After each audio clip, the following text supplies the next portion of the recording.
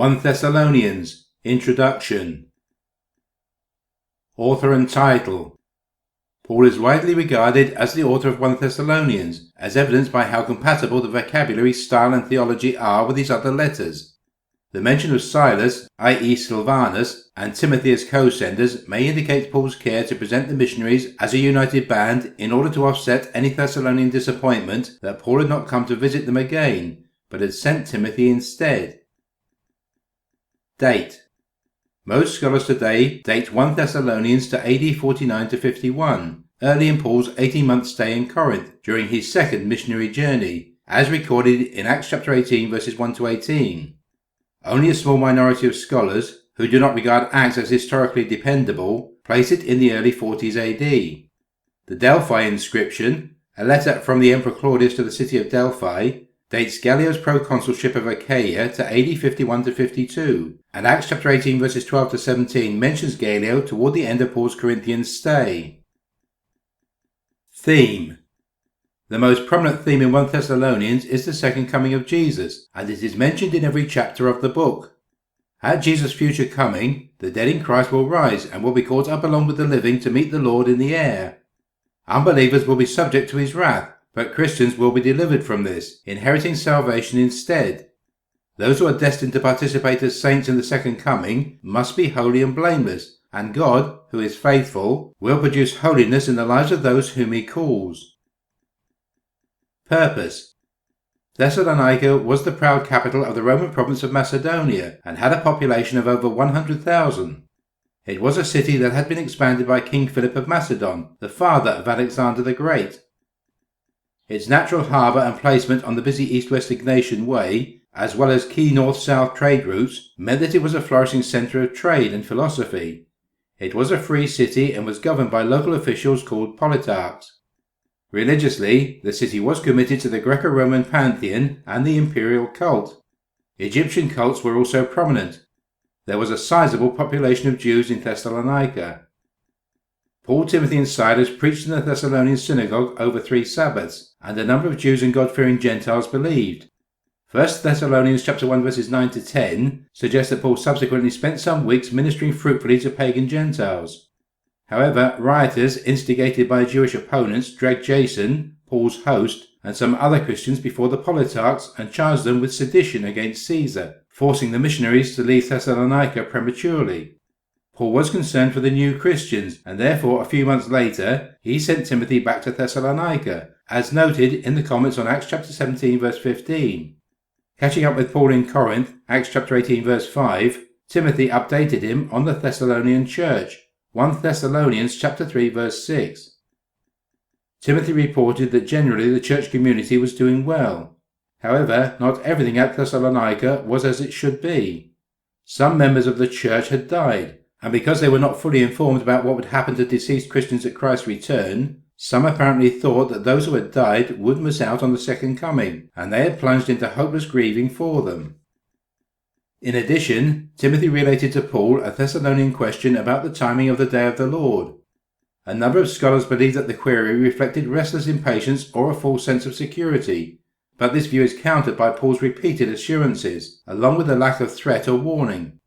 Paul reassures the Thessalonians that they are destined not for wrath but for salvation on the day of the Lord. Some think that the Thessalonians were concerned that they would be unprepared for Jesus' return, but chapter 4 verses 3 to 8 suggest they were not concerned enough about holy living. Perhaps the simplest explanation is that these new Christians were questioning their own final salvation in view of the recent unexpected deaths. They may even have wondered whether the deaths were an expression of divine disapproval. Whatever the specifics, clearly the Thessalonians needed reassurance about those who had died and about their own destiny at the second coming. The Thessalonians seem to have been vulnerable in other ways too. They had not expected the initial persecution to continue unabated for so long. Moreover, they missed Paul, apparently disappointed that he himself had not yet returned to see them. Yet another problem in Thessalonica demanded Paul's attention. Some Christians were bringing the church into disrepute by depending on wealthier Christians to provide for them rather than earning their own living. It is possible that this problem was the result of the Thessalonians' erroneous thinking about the future. However, it may simply be that some church members were selfishly and lazily exploiting the charity of wealthier members to avoid having to work. When Paul heard Timothy's generally positive report, he was filled with joyful relief and was eager to encourage the embattled and discouraged Christians and to answer their questions, so he immediately began composing this letter. Paul's main purpose was to repair the hope of the Thessalonian Christians in the wake of the unexpected deaths of people in their congregation, and to reassure them that both the dead and the living were destined to be saved at the second coming. Related to this was his desire to reassure the Thessalonians that they were among those elected by God for salvation. Paul also wished to underline the missionaries' authenticity as preachers of the gospel of God in face of the real and potential questions relating to his lengthy absence, the unrelenting persecution, and the unexpected deaths. Paul also sought to encourage the Thessalonians by explaining that persecution is normal for the Christian. In addition, Paul is calling the recently converted predominantly pagan community to sexual holiness and the idle members of the community to gainful employment. It also seems that Paul is seeking to undo their heavy dependence on him by urging the church to respect and defer to its own ministers. This can be seen in his forbidding the despising of prophesying, his emphasizing Timothy's credentials, and his presenting the missionaries as a team, hence the use of the first person plural throughout much of the letter. Summary of salvation history. Christians should look back on the accomplished salvation of Christ, which fulfills Old Testament promises, and look forward to the second coming, which consummates the promises. Key themes. 1. The wrath of God comes on those who reject the gospel. 2. Jesus' death and resurrection are the basis for the Christian's hope. 3.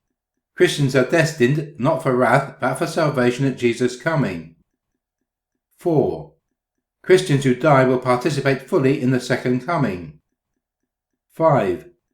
Those who respond to the gospel have been elected by God in prehistory and called by God, and they continue to be called by God throughout their earthly lives.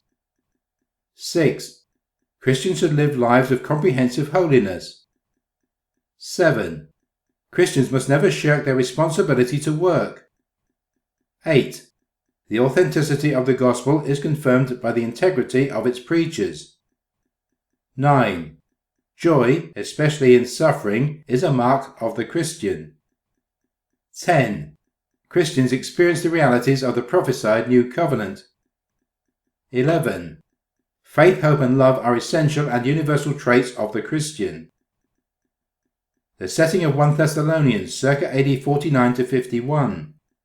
Paul wrote 1 Thessalonians from Corinth near the end of his second missionary journey.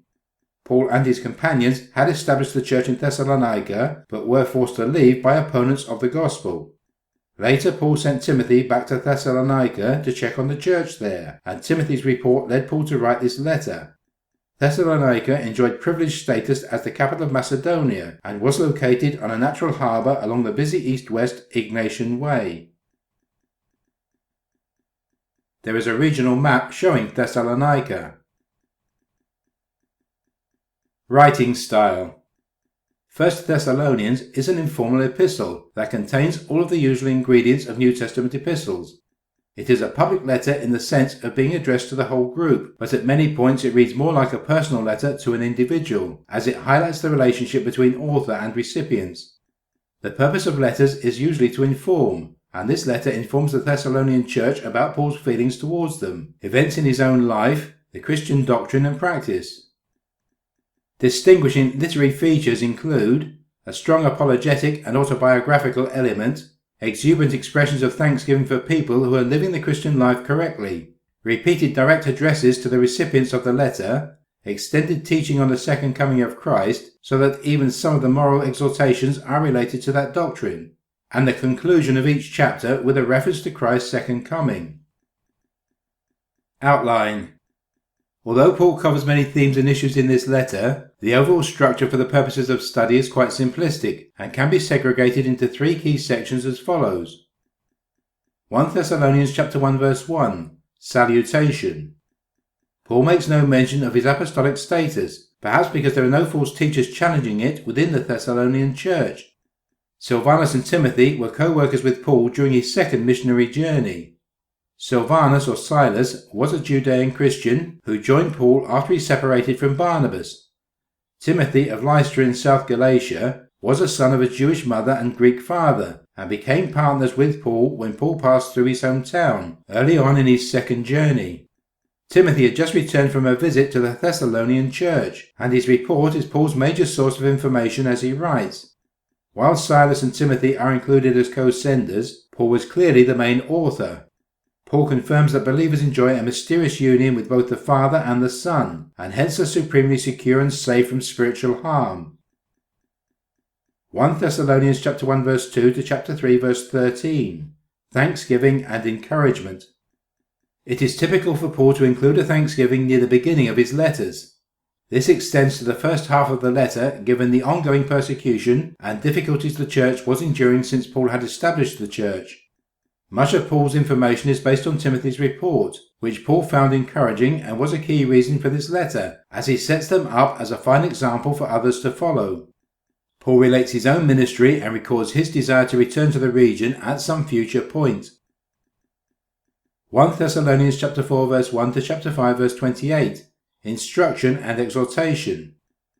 In the main body of the letter, Paul gives instructions on pleasing God, the second coming of Christ, especially with regard to its relevance to both the living and the dead, community conduct, prayer and assurance. Introduction to 1 Thessalonians ends.